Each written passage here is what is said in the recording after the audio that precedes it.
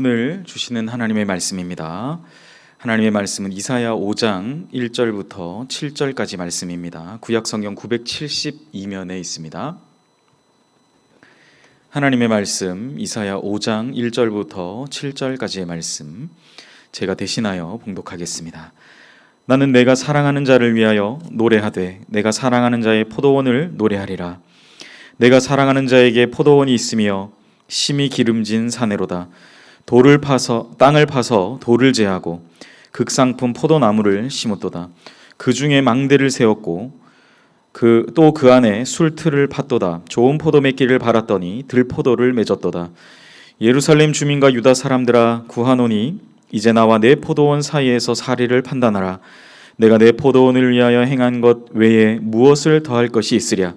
내가 좋은 포도 맺기를 기다렸거늘 들포도를 맺음이 어찌민고.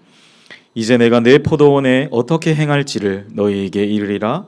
내가 그 울타리를 걷어 먹힘을 당하게 하며 그 담을 헐어 짓밟히게 할 것이요 내가 그것을 황폐하게 하리니 다시는 가지를 자름이나 북을 돋우지 못하여 찔레와 가시가 날 것이며 내가 또 구름에게 명하여 그 위에 비를 내리지 못하게 하리라 하셨으니 무릇 만군의 여호와의 포도원은 이스라엘 족속이요 그가 기뻐하시는 나무는 유다 사람이라.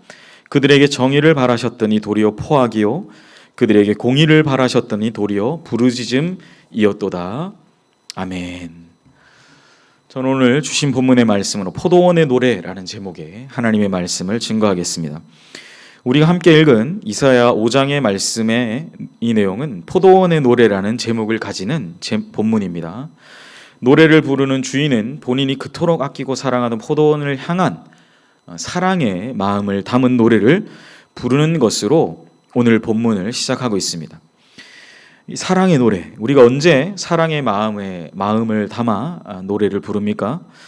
요즘 노래하는 프로들이 인기죠. 부르의 명곡이라든지 복면가왕이라든지 요즘 탑골 랩소디 여러 가지 음악 경연하는 요즘 최근에 최고의 시청률을 기록했던 미스터 트롯 같은 여러 가지 그런 노래하는 프로들이 있습니다.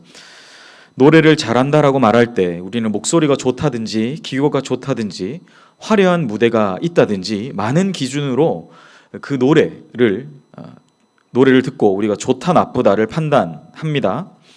가장 좋은 무대는 우리 마음에 감동을 주는 무대겠죠. 무엇보다 화려한 기교가 있다든지 무대가 화려하다든지 여러 다양한 것들이 있다 할지라도 가장 좋은 무대를 우리는 감동을 주는 무대, 우리의 마음을 울리는 무대, 우리의 심금을 울리는 무대라고 할 수 있습니다.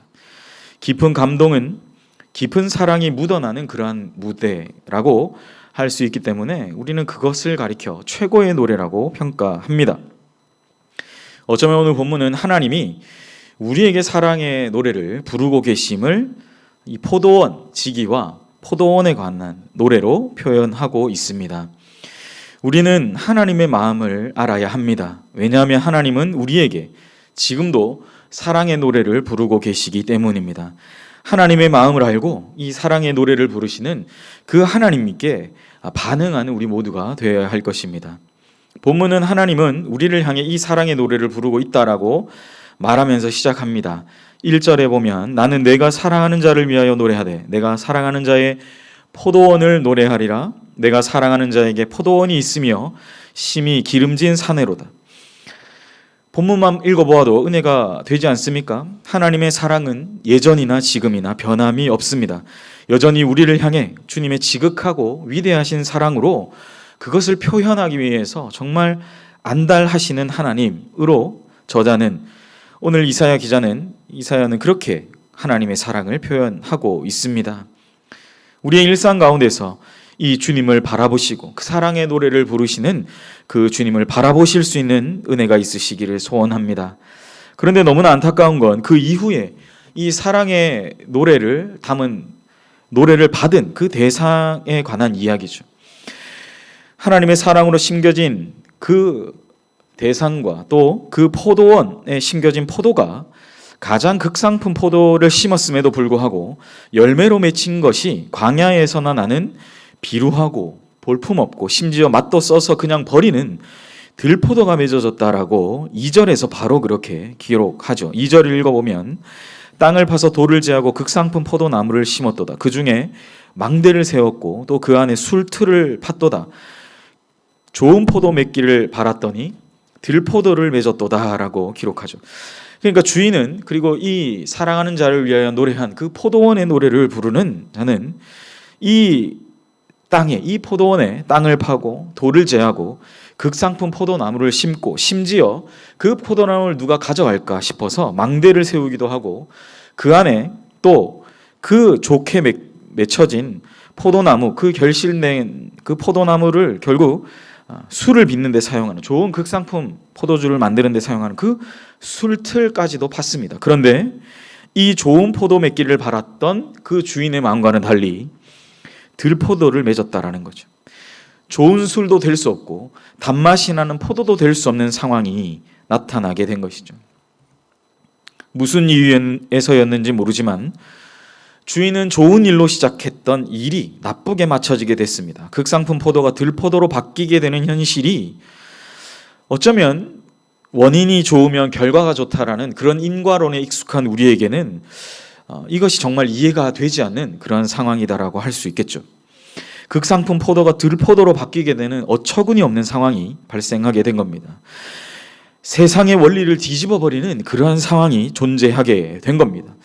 왜 이렇게 되었는지 우리는 본문을 통해 살펴보아야 하겠습니다. 우리 결론적으로 7절을 보면 무릇 만군의 여호와의 포도원은 이스라엘 족속이요 그가 기뻐하시는 나무는 유다 사람이라. 그러니까 남북 이스라엘 모든 사람들이 이 포도원을 의미한다라는 그런 뜻입니다. 그들에게 정의를 바라셨더니 도리어 포악이요 그들에게 공의를 바라셨더니 도리어 부르짖음이었도다. 하나님이 이스라엘 백성, 남북조 이스라엘 백성들에게 바랬던 건 정의와 공의를 원하셨다라는 거예요. 그것을 또한 이루어가는 것을 원하셨다라는 거죠. 근데 그것이 무엇으로 비유되었습니까? 극상품 포도 열매를 맺는 것으로 본문은 비유가 되어져 있습니다. 그런데 그 열매를 맺지 못하죠. 그러한 삶의 열매를 맺지 못하는 겁니다. 어떤 것이 올라갔습니까? 극상품 포도나무가 아닌 포악과 부르짖음이 오히려 지속적으로 하나님께 올라가는 그러한 상황이 연출되어 있다는 거예요.